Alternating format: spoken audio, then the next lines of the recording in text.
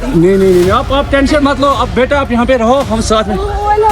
Madam ये जो वहीद साहब है प्रेसिडेंट, आप टेंशन मत लो। मेरे पति को बचा लो। हम बचा देगा, कोई बात। क्या बोलते भेलपुरी खाने पे मेरा पति साइड में था, एक इंसान है उसने उसको गोली मार दी। यहाँ पे उसने बोला कि ये शायद मुस्लिम नहीं है, उसने उसको गोली मार दी। जम्मू कश्मीर में अब टूरिस्टों और सिविलियन को भी नहीं बख्शा जा रहा। दोस्तों किस प्रकार से घटना सामने आई है जम्मू कश्मीर के पहलगांव से निकल के। ये घटना इंसानियत को तार तार कर देती है। घटना देश के हर एक नागरिक के रूह को कपा देती है। ये घटना देश में पूरी तरीके से बवाल और हड़कंप मचा देती है। दोस्तों ये घटना वाकई में बहुत ही दर्दनाक घटना है। अगर ये लोग जो मारे गए हैं इस घटना में जिन लोगों की मृत्यु हुई है, जिन लोगों की जाने गई हैं, अगर वो हिंदू ना होते तो शायद आज वो बच जाते। अगर वो एक हिंदू ना होते तो शायद आज उनकी मौत ना होती। अगर वो एक हिंदू ना होते तो शायद वो उनका जो सीना था वो गोलियों से नहीं भेजा जाता। दोस्तों क्योंकि उनसे जिन लोगों की जान गई, जिन लोगों को मारा गया, उनसे सिर्फ एक ही सवाल पूछा गया। ना उनसे पूछी गई उनकी जात, ना उनसे पूछा गया उनकी भाषा, ना उनसे पूछी गई उनका राज्य। सिर्फ एक ही सवाल, एक ही क्वेश्चन पूछा गया। वो क्वेश्चन था क्या तू हिंदू है? अगर सामने से जवाब आया कि हाँ मैं हिंदू हूँ, तो उसे सीधे सीने में गोली मार दी गई, उसका सीना छल्ली छल्ली कर दिया गया। अगर किसी ने डर की वजह से किसी प्रकार से नहीं बताया कि हम हिंदू हैं, तो उसके पैंटों को उतरवा दिया गया। जो हमलाकारी, जो हमलावर थे, उन्होंने उनके पैंट को उतार कर ये कंफर्म किया कि ये हिंदू है। अगर वो हिंदू निकला तो उसकी जान लेनी। दोस्तों मैं बता दूं कि जो ये घटना घटी है जम्मू कश्मीर के पहलगांव में, ये घटना बहुत दर्दनाक है। ये घटना 22 अप्रैल के लगभग दोपहर 2:30-3 बजे को ये घटना घटी है दोस्तों। और ये जो पहलगांव है, ये पहलगांव जम्मू कश्मीर के कश्मीर हिस्से में आता है। यहाँ पर टूरिस्ट आते हैं, टूरिस्ट अपने टूरिज्म के लिए आते हैं, टूरिज्म का आनंद लेने के लिए आते हैं। वहाँ पर घुड़सवारी, बर्फबारी करने के लिए आते हैं। लेकिन कोई ये नहीं जानता था कि जो हम टूरिज्म का आनंद लेने आए हैं, आज वो मातम में बदल जाएगा। दोस्तों किस प्रकार से ये घटना हुई है, इस घटने में लोगों को मारा गया है, इस घटने में लोगों का नरसंहार किया गया है। ये घटना ना कि अचानक घटना नहीं हुई है, ये घटना एक प्लानिंग के साथ, एक साजिश के साथ और टारगेटेड घटना है। किस प्रकार से टारगेट किया गया? सिर्फ हिंदुओं को इस घटना में टारगेट किया गया। जम्मू कश्मीर की इस घटना में सिर्फ हिंदुओं को टारगेट किया गया है। दोस्तों ऐसा नहीं है कि ये पहली बार हुआ है। 25 साल इतिहास के 25 साल में जम्मू कश्मीर में ऐसा हुआ है कि जो सिविलियन, जो टूरिस्ट थे, उनको मौत के घाट उनकी जान ली गई है। 2001 में भी ऐसी घटना हुई स्टेट आर्टिस्ट में, और 2006 में टोडा में जो टोडा अटैक हुआ था उसमें भी ऐसी यही घटना हुई थी। उसमें 25 लोगों की मौत हुई, 25 लोग मारे गए थे। इसके बाद 2025 में जो ये घटना हुई है, ये घटना लोगों का दिल दहला दे रही है, लोगों को रूह कपा दे रही है, ये अंदर से लोगों को झचोड़ के रख दे रही है। आखिर ये घटना इसलिए झचोड़ के रख दे रही है दोस्तों क्योंकि ये घटना टारगेटेड घटना थी, सिर्फ हिंदुओं के लिए घटना थी। और ये सरकार को, ये घटना एक सरकार को मैसेज दे गई है। मैं वो उस मैसेज के बारे में बात करूंगा दोस्तों। इस घटना के बारे में पहले जान लेते हैं दोस्तों। जो ये घटना हुई है, जो ये हमला हुआ है, जो हमलादार थे जिन्होंने ये हमला किया है, जो जम्मू कश्मीर के पहलगांव में जो घटना हुई है, वहां पर कर्नाटक का एक परिवार अपना टूरिज्म मनाने के लिए टूरिस्ट के तौर पर टूरिज्म का आनंद लेने के लिए वहां पर आया था। अपनी पत्नी, अपने बेटे और अपना खुद 3 लोग आए थे। कर्नाटक के मंजूनाथ राव और उनकी पत्नी पल्लवी और उनका बेटा, 3 लोग, एक परिवार कर्नाटक का आया था यहाँ पर टूरिज्म का आनंद लेने के लिए। लेकिन उनको क्या पता था कि कुछ ही पल बाद मंजूनाथ राव अपना जो शरीर है वो त्यागने वाले हैं। कुछ ही देर बाद जो उनकी पत्नी पल्लवी है वो अपना स्वाग को उजाड़ने वाली है, उसका स्वाग खत्म होने वाला है। बहुत ही दोस्तों रूह कांप देने वाली घटना है। आप सोच कर देखिए, जब टूरिज्म में 2:30 बजे, जब जो पहलगांव था उस गांव में, जो टूरिज्म में जब 2:30 बजे का समय था, 22 तारीख को, 22 अप्रैल को 2:30-3 बज रहे थे, उस समय कुछ हमलावर आते हैं और लोगों से पूछते हैं कि तू क्या हिंदू है? अगर जवाब आता है हाँ, तो उसको मार दिया जाता है। इसी प्रकार मंजूनाथ राव को भी मारा गया।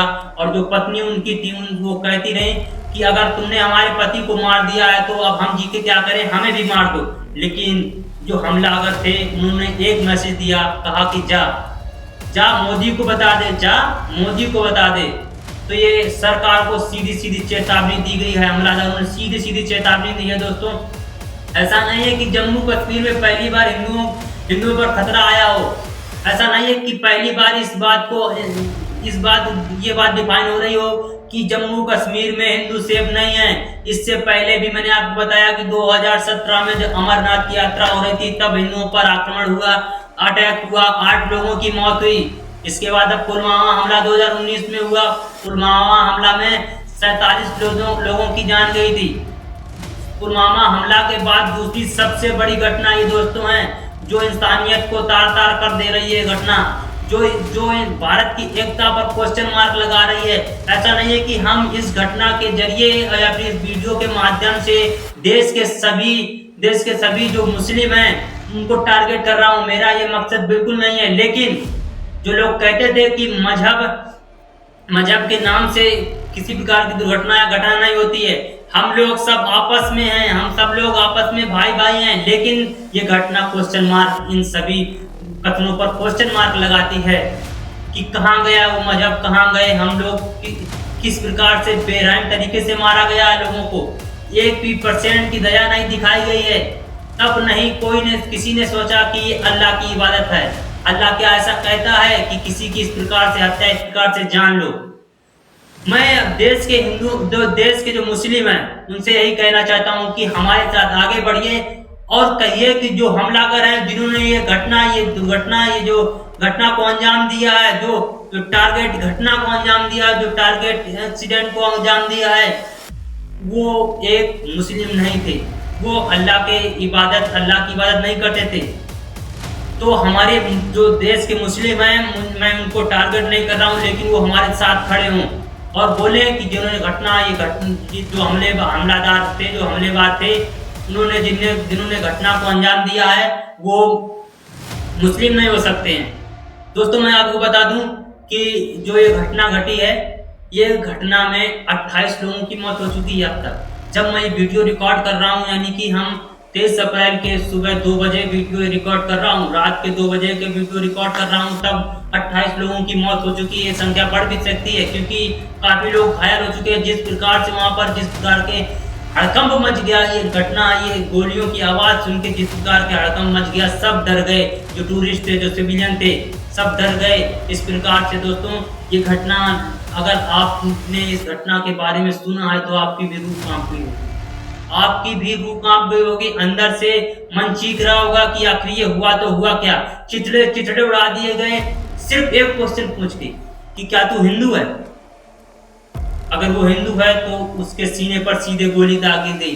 दोस्तों अभी तक जो अपडेट जो मैंने जाना है, जो मैंने सर्च करके निकाला है कि अभी तक जो जितने लोगों की मृत्यु हुई है उसके बारे में मैंने आपको बता दिया। और हमारे देश के जो प्रधानमंत्री हैं, जो गृह मंत्री हैं, उनको सीधा टारगेट किया गया, सीधी चेतावनी दी गई। हमलादार ने सीधे कहा है जो उनकी पत्नी थी कर्नाटक की, जो जिनके हस्बैंड की मृत्यु हुई, जिसको गोली मार दी गई है, मंजूनाथ राव की जो पत्नी पल्लवी थी, उनसे कहा गया, हमलादारों ने कहा सीधे कि जा मोदी से कह दे जाके।